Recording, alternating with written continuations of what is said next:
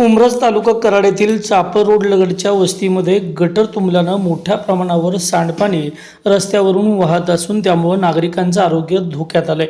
रस्त्यावर साचलेल्या सांडपाण्यामुळे अपघातांची मालिका सुरू असून संबंधित विभागानं तातडीनं दखल घ्यावी अशी मागणी उमरजमधील सामाजिक कार्यकर्ते कमलाकर पाटील यांनी केली आहे।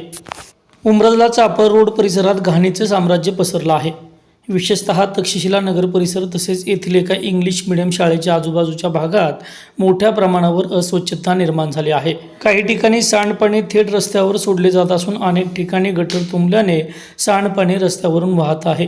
यामुळे दुर्गंधी पसरली असून नागरिकांच्या आरोग्याचा गंभीर प्रश्न निर्माण झाला आहे। हे सांडपाणी थेट पाटण पंढरपूर राज्यमार्गावरून वाहत असून या मार्गावरून मोठ्या प्रमाणावर वाहतूक सुरू असते। सध्या रस्त्याच्या दुरुस्तीचं काम सुरू असताना सांडपाणी रस्त्यावर आल्यानं वाहन चालकांना मोठा त्रास सहन करावा लागत आहे। त्यामुळे अपघाताचा धोका अधिक वाढला असून नागरिकांमध्ये तीव्र संताप व्यक्त केला जातो आहे। नमस्कार। आज या ठिकाणी पाटण पंढरपूर रोड या ठिकाणी उमरज मध्ये गटर तुंबलं असल्यामुळे पूर्ण हे पाणी रस्त्यावर येत आहे। तरी गेली 2 महिन्यापासून याचा कोणीही विचार करत नाही।